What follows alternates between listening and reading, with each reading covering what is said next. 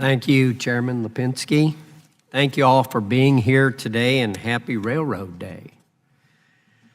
I'm thrilled to have 450 industry attendees from railroads, rail labor, rail contractors, and rail supply companies on Capitol Hill today for Railroad Day.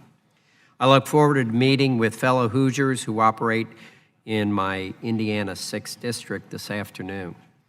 In my home state of Indiana, 22 regional railroads span over 1,200 miles in the crossroads of America.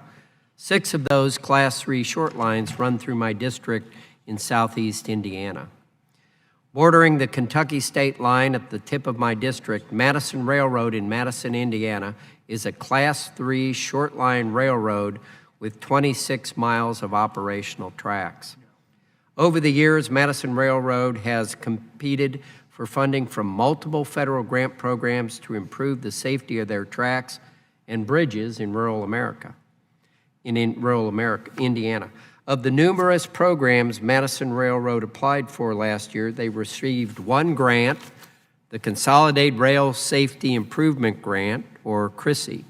This grant provided $4.2 million to update the aging Graham Creek Bridge, which was built in 1880 to ensure heavy commercial freight loads can be accommodated. With short line freight accounting for nearly 30% of all freight rail, these grants have a substantial impact on rural economies like those in Madison, Indiana. Mayor Berry, who is from the city my grandparents lived in for many years, I spent a lot of time in that town. Can you speak to any initiatives like CRISI Grant that support short line railroads, such as the 45G tax credit and infra grants? Thank you for your question. I'm sorry I don't have expertise on those items. I'm very sorry. Okay, that's okay. Thanks. Thank you, Mayor. Just want to get in that shout for Oak Lawn. It's good to give a shout out to Oak Lawn. Right. We have a saying here, all roads lead to Oak Lawn, and you'd be amazed how many connections we have. All right. Thank you. I'm sorry I can't help you, sir. Well, let me ask a different question then of some of you. At our last hearing, I highlighted the impact of railroad crossing blockages on Hoosier day-to-day lives in my district. Just last weekend, my wife spent over an hour waiting and was finally rerouted about a mile from our house. This particular crossing became such a particular problem for Columbus, Indiana, that the city, the state, the railroad, and Cummins Engine Company, located in our town, all got together and put funds to address this problem by building a bridge over the rail.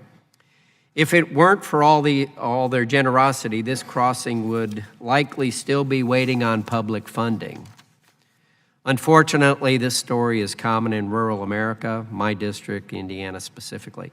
Mr. Jeffries and Mayor Berry, in your testimony, you cite the CREATE program, a public-private partnership grant program, as a valuable tool for revitalizing local infrastructure. With my town's project as an example of successfully leveraging public-private investment, how can we encourage more public-private partnerships to address a critical gap in funding for infrastructure projects in small rural communities? Mayor Berry? Thank you.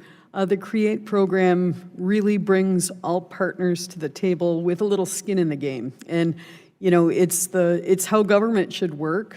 Everyone should kind of participate, contribute, and, you know, in a rural community, it's a little harder, I imagine, to get all those parties together. But I know when, for example, we're trying to upgrade our signal, we had some money from the mayor's, you know, caucus that we could contribute, and that got Metro's attention. And they said, well, if you have money, we can get money, and it just moves the project along. The CREATE program should be the model for funding to get things done. Thank you. Mr. Jeffries? Certainly, and I certainly credit the state of Indiana and your community specifically for looking at innovative ways to deal with grade crossings and separating crossings, because you know, as the mayor said, when everybody comes to the table and everybody puts skin in the game, then that's how you get real results and real buy-in. So, you know, on the federal side, certainly the build grants or the infra grants are certainly viable options. And I believe, I'm getting a little out of my lane here, I believe they have rural set-asides. If not, certainly something to look at when it comes to, like you said, smaller communities. And when it comes to grade crossing specifically, while you know, road and rail intersecting has a natural tension, the best is where there is no intersection, but understanding that it's impossible to close or to separate every grade crossing out there, it's key that we have the most up-to-date crossing protection equipment through the Section 130 grant program for those crossings that do exist, especially in rural communities, to make sure they are safe for motorists and railroaders alike. Thank you, Mr. Chairman.